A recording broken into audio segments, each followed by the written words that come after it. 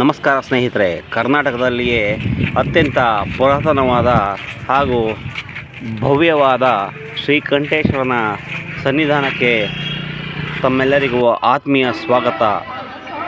ಕರ್ನಾಟಕದಲ್ಲಿ ಅತ್ಯಂತ ದೊಡ್ಡದಾದ ದೇವಾಲಯ ನಂಜನಗೂಡು ಶ್ರೀಕಂಠೇಶ್ವರ ದೇವಾಲಯ. ಈ ದೇವಾಲಯದ ಇತಿಹಾಸ ಸಾವಿರಾರು ವರ್ಷಗಳಿಂದ ಇದ್ದು, ಈ ದೇವಾಲಯಕ್ಕೆ ಹೊಯ್ಸಳರು, ಪಲ್ಲವರು, ಗಂಗರು, ಚೋಳರು ಹಾಗೂ ಮೈಸೂರಿನ ಒಡೆಯರು ಸಾಧ್ಯವಾದಷ್ಟು ಕೊಡುಗೆಗಳನ್ನು ನೀಡಿದ್ದಾರೆ ಸ್ನೇಹಿತರೆ. ಇಡೀ ಕರ್ನಾಟಕದಲ್ಲಿ ಅತ್ಯಂತ ದೊಡ್ಡ ದೇವಾಲಯ ಇದಾಗಿದೆ ಸ್ನೇಹಿತರೆ. ಇದು ಪರಶುರಾಮರ ಕ್ಷೇತ್ರ ಆಗಿದ್ದು ಮತ್ತು ಈ ಊರಿಗೆ ಗರುಡಪುರಿ ಎಂಬ ಹೆಸರು ಕೂಡ ಇದೆ ಸ್ನೇಹಿತರೆ. ಇಲ್ಲಿರುವ ದೈವ ಶ್ರೀಕಂಠೇಶ್ವರ. ಈ ಶ್ರೀಕಂಠೇಶ್ವರನಿಗೆ ನಂಜುಂಡೇಶ್ವರ ಎಂಬ ಹೆಸರು ಕೂಡ ಇದೆ. ನಂಜನ್ನು ಉಂಡವನು ಎಂದು ಅರ್ಥ ಬರುವ ನಂಜುಂಡೇಶ್ವರ ಎಂಬ ಹೆಸರಿನಿಂದ ಈ ಊರನ್ನು ಕರೆಯುತ್ತಾರೆ ಸ್ನೇಹಿತರೆ. ಹಾಗೆ ಈ ಊರು ಅತ್ಯಂತ ಪುರಾತನವಾಗಿದ್ದು, ಈ ದೇವಾಲಯ ಹಲವು ವಿಸ್ಮಯಗಳಿಗೆ ಸಾಕ್ಷಿಯಾಗಿದೆ ಸ್ನೇಹಿತರೆ. ಹಿಂದೆ ಒಂದು ಕಾಲದಲ್ಲಿ ಟಿಪ್ಪು ಸುಲ್ತಾನನಿಗೆ ಕಣ್ಣಿನ ಬೇನೆಯಾಗುತ್ತದೆ. ಆಗ ಕಣ್ಣು ಕಾಣದಂತಾಗಿ ಆತನು ಶ್ರೀಕಂಠೇಶ್ವರನಿಗೆ ಹರಕೆಯನ್ನು ಮಾಡಿಕೊಳ್ಳಲಾಗಿ ಆತನಿಗೆ ಕಣ್ಣುಗಳು ಮತ್ತೆ ಬರುತ್ತದೆ. ಹಾಗಾಗಿ ಆತ ಇಲ್ಲಿರುವ ನಂಜುಂಡೇಶ್ವರನನ್ನು ಹಕೀಂ ನಂಜುಂಡ ಎಂದು ಕರೆಯುತ್ತಾನೆ. ಹಕೀಂ ನಂಜುಂಡ ಎಂದರೆ ವೈದ್ಯ ನಂಜುಂಡ ಎಂದು. ಹಾಗೂ ಈ ದೇವಾಲಯಕ್ಕೆ ಹಲವು ದತ್ತಿ ದಾನಗಳನ್ನು ಕೂಡ ಕೊಡುತ್ತಾನೆ ಸ್ನೇಹಿತರೆ. ಹಿಂದೂ ದೇವರುಗಳನ್ನೇ ನಂಬದಂತಹ ಟಿಪ್ಪು ಸುಲ್ತಾನನು ನಂಜುಂಡೇಶ್ವರನಿಗೆ ಹಲವು ದತ್ತಿ ದಾನಗಳನ್ನು ಕೊಡುವುದರೊಂದಿಗೆ ಒಂದು ಹಾರವನ್ನು ಕೂಡ ಮಾಡಿಕೊಡುತ್ತಾನೆ. ಅದು ಚಿನ್ನದ ಹಾರ. ಇಂದಿಗೂ ಕೂಡ ಆ ಹಾರವನ್ನು ನೀವು ನೋಡಬಹುದು ಸ್ನೇಹಿತರೆ. ಹಾಗೆ ಇದು ಕಪಿಲ ಮಹರ್ಷಿಗಳ ತಪಭೂಮಿಯೂ ಆಗಿದ್ದು, ಇಲ್ಲಿ ಕಪಿಲಾ ನದಿಯು ಹರಿಯುತ್ತಿದ್ದೆ ಸ್ನೇಹಿತರೆ. ಇಲ್ಲಿ ಕಪಿಲ ಮಹರ್ಷಿಯು ತಪಸ್ಸನ್ನು ಆಚರಿಸುತ್ತಿದ್ದಾಗ ಆತನಿಗೆ ಶಿವನು ಗೋಚರನಾಗಿ ತಾನು ಇಲ್ಲೇ ನೆಲೆಸಿರುವಂತೆ ಹೇಳುತ್ತಾನೆ. ಅಂದಿನಿಂದ ಈ ಕ್ಷೇತ್ರವು ಕಪಿಲ ಮಹರ್ಷಿಯ ಕ್ಷೇತ್ರವೆಂದೇ ಹೆಸರುವಾಸಿಯಾಗಿದೆ ಸ್ನೇಹಿತರೆ.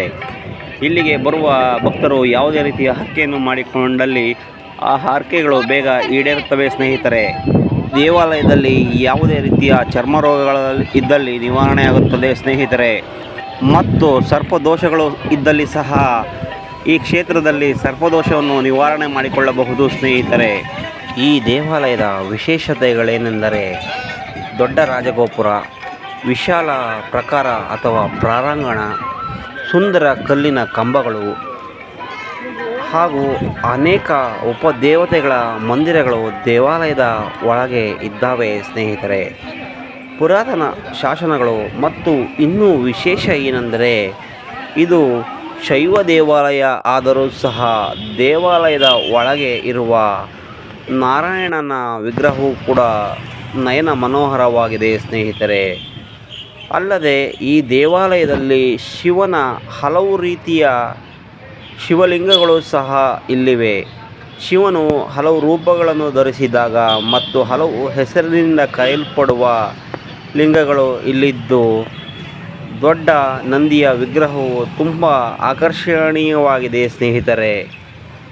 ಹಾಗೆಯೇ ಸಹಸ್ರಾರು ವರ್ಷಗಳ ಹಿಂದೆ ಈ ಸ್ಥಳವು ಆನೆಗಳ ಕಾಡಾಗಿತ್ತು. ಹಾಗಾಗಿ ಇದನ್ನು ಗಜಾರಣ್ಯ ಕ್ಷೇತ್ರ ಎಂದು ಕರೆಯುತ್ತಾರೆ ಸ್ನೇಹಿತರೆ. ಹಾಗೆಯೇ ನಂಜುಂಡೇಶ್ವರ ಎಂಬ ಪದದ ಅರ್ಥವು ಹಾಲಾಹಲವನ್ನು ಉಂಡವನು ಅಥವಾ ವಿಷವನ್ನು ಕುಡಿದವನು ಎಂದು ಅರ್ಥ ಸ್ನೇಹಿತರೆ. ಸಮುದ್ರ ಮಂಥನದ ಸಂದರ್ಭದಲ್ಲಿ ಮೊದಲು ವಿಷವು ಬಂತು, ನಂತರ ಅಮೃತ ಬಂತು. ಆ ವಿಷವನ್ನು ಏನು ಮಾಡುವುದು ಎಂದು ತಿಳಿಯದಾದಾಗ ಶಿವನು ಅದನ್ನು ಕುಡಿದನು.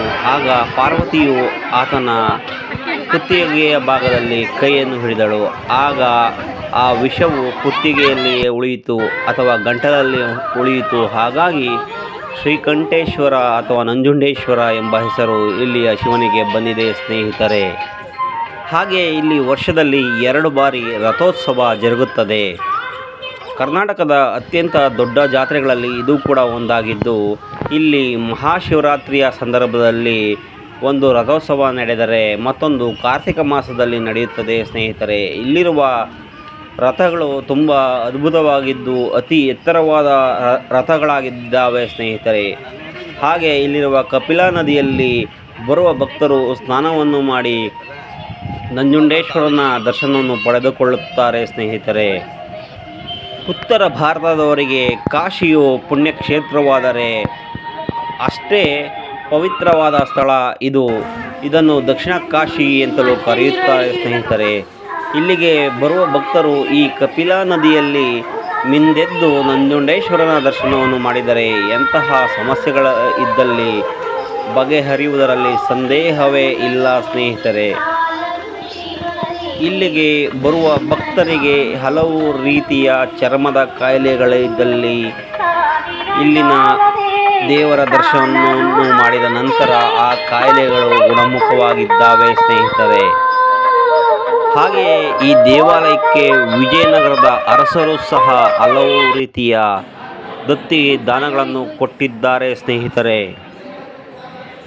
ಇಲ್ಲಿಗೆ ಬರುವ ಭಕ್ತರು ಕಪಿಲಾ ನದಿಯಲ್ಲಿ ಸ್ನಾನವನ್ನು ಮಾಡಿ ದೇವಾಲಯದ ಸುತ್ತ ಉರುಳು ಸೇವೆಯನ್ನು ಮಾಡಿದಲ್ಲಿ ಅವರ ಎಂತಹ ಸಮಸ್ಯೆಗಳು ಸಹ ಬಗೆಹರಿಯುತ್ತವೆ ಸ್ನೇಹಿತರೆ. ಹಾಗೆಯೇ ಪ್ರಕೃತಿಯ ಭವ್ಯ ಸೌಂದರ್ಯವನ್ನು ಮನಮೋಹಕವಾದ ಪರಿಸರವನ್ನು ಸಹ ನೀವು ಇಲ್ಲಿ ಕಾಣಬಹುದು ಸ್ನೇಹಿತರೆ. ಹಾಗೆಯೇ ಇದು ಒಂದು ಐತಿಹಾಸಿಕ ಯಾತ್ರಾ ಸ್ಥಳವಾಗಿದ್ದು ಈ ಸ್ಥಳವನ್ನು ಪುರಾಣಗಳಿಂದ ಸಹ ಉಲ್ಲೇಖಿಸಿದ್ದಾರೆ. ಹಾಗೆಯೇ ಇಲ್ಲಿ ಹಲವು ರೀತಿಯ ಕಾರ್ಖಾನೆಗಳಿದ್ದು ಇದು ಒಂದು ಕೈಗಾರಿಕಾ ಕ್ಷೇತ್ರವೂ ಸಹ ಆಗಿದೆ ಮತ್ತು ಮೈಸೂರಿಗೆ ಅತ್ಯಂತ ಸಮೀಪದಲ್ಲಿರುವುದರಿಂದ ಈ ಪ್ರದೇಶಕ್ಕೆ ಭಕ್ತರು ಭೇಟಿ ನೀಡಲು ಎಲ್ಲ ಸಮಯದಲ್ಲೂ ವಾಹನಗಳ ಸೌಕರ್ಯ ಇದೆ ಸ್ನೇಹಿತರೆ.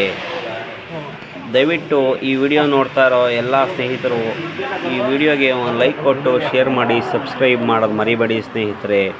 ಹಾಗೆಯೇ ದೇವಾಲಯದ ಒಳಗೆ ಇರುವ ಶಿವಲಿಂಗದ ದರ್ಶನವನ್ನು ಮಾಡಿಸಲು ಸಾಧ್ಯವಿಲ್ಲದೇ ಇರುವುದರಿಂದ ದಯವಿಟ್ಟು ಕ್ಷಮಿಸಬೇಕಾಗಿ ತಮ್ಮಲ್ಲಿ ಪ್ರಾರ್ಥನೆ.